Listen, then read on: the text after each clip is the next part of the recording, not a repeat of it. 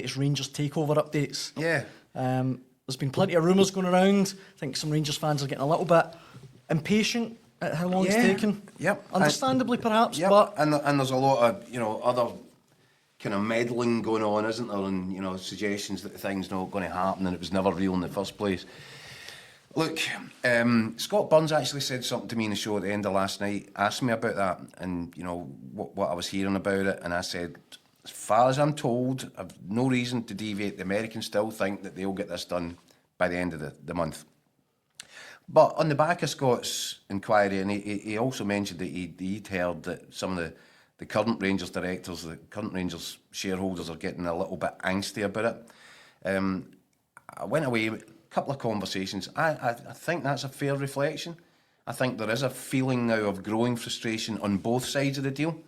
I think the guys that are looking to sell are wondering why the money's not dropped into their bank balance yet. And I think the Americans are feeling that some people around the table are being difficult to deal with.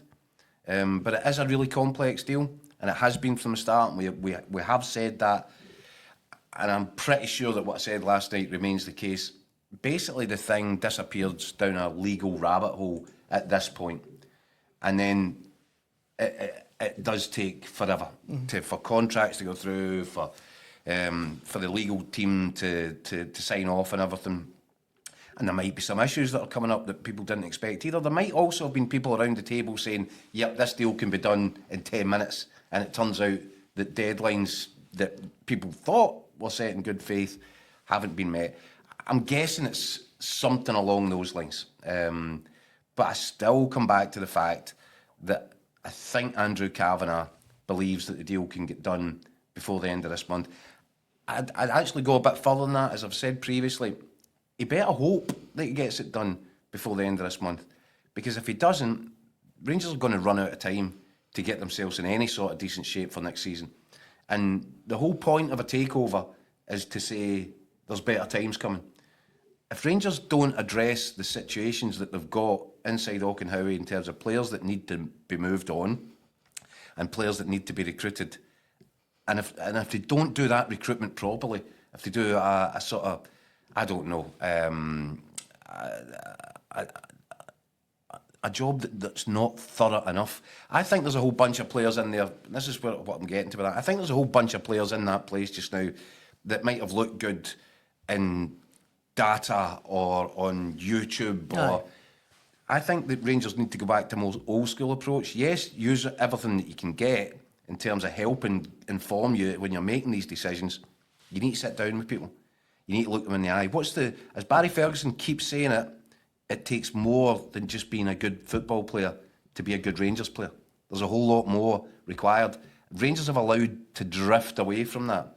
It's one of the reasons that I keep saying, if I'm the Americans, I think you could do a whole lot worse and give Barry Ferguson 12 months at this and just say, look, do you know what? We've got so much work to do here in terms of getting this takeover completed and doing everything else around the business side of it. Club, any chance you can just have a year here? Because I know for a fact if you put Barry Ferguson into that situation, he won't take a chance on somebody else's recommendation or on what a player looks like. He would want to sit down, look them in the eyes and get a real feel for, do you have that, I don't know what you want to call it, X factor that is required for players specifically at Celtic and Rangers.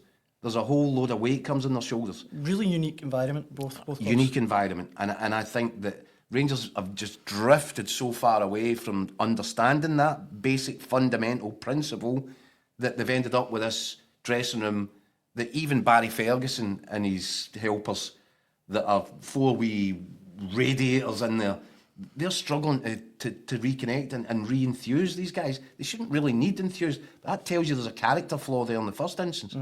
And I think Rangers really need to be careful. So yes, I think there's still work to be done. We're getting the takeover over the line. Even if they get it done by the end of April, I think they're in a really tough spot then to turn things around in time for the start of next season, to make themselves competitive for next season. So time is definitely of the essence. And I can understand why frustrations are starting to creep in. What I would say is I'll be very interested to see Andrew Kavanagh, having been in Istanbul for Fenerbahce in the round of 16, away tie, then travelled to Glasgow for the home leg of that, stayed around, went to Auchenhowie, went to Celtic Park. If Andrew Kavanagh hasn't got himself in a plane to come over for the quarter-final against Athletic Bilbao on Thursday night, I'd find that curious. Slightly curious. I'd find it curious, and I would definitely expect, even if he can't make it over for whatever reason, the sort of the rest of his consortium, there was three guys staying with him in Glasgow for that last round. You would expect at least part of the consortium to be present and front facing at Ibrox on For Thursday such a huge night. game, aye. Yeah, 100%. You would. Mike, what do you make of the current state of Rangers, I guess? Well, in terms of takeover stuff, everyone, I think Rangers fans are just chomping at the bit, aren't they? They just want to get some sort of resolution, get the new hierarchy in place, and get going again. But in the meantime, obviously, the game Thursday night is occupying their thoughts. A cracking European tie, isn't it? I take his point. The sooner it's done, the better. I mean, the time is ticking on, and with every passing week, I can understand why nerves will start to get frazzled. Kavanagh's been at this for 5 months now, mate. Well, that's the thing.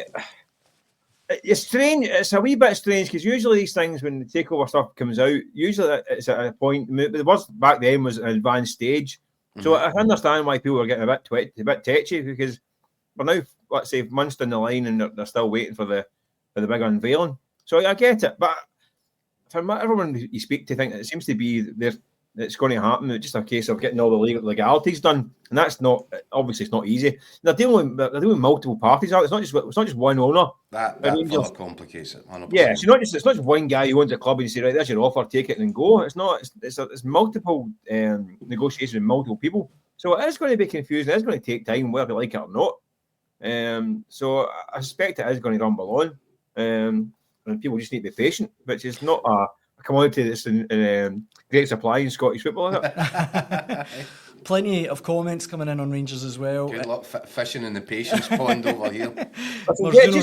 Get Kavanagh to the game, get him up to town, up to Club Tropicana on a Thursday night, and the papers will sign in the morning and get him Friday. You can lend them some spandex, Mick, as well. Okay, I'll show him a few sites in Glasgow. you do have personal experience of Club Tropicana, Mick. Sub Tropicana is more like it.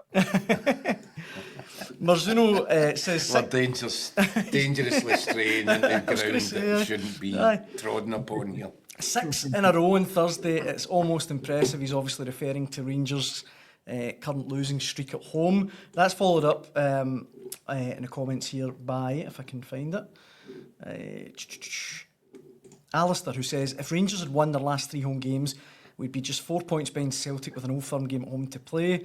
We really could have won one of the most memorable and incredible titles in the history of Scottish football. Of course, comes back to what we mentioned earlier. Celtic put the tools away about 5 weeks ago. If the mentality was... If your grandmother had wheels, she'd be a motorbike. Rangers Easy OK says, one of the first things this new team needs to do is get rid of the wage thief in goals and the wage thief up front. Fergie has no chance of the job with Butland and Dessers leading the line. They're beyond useless.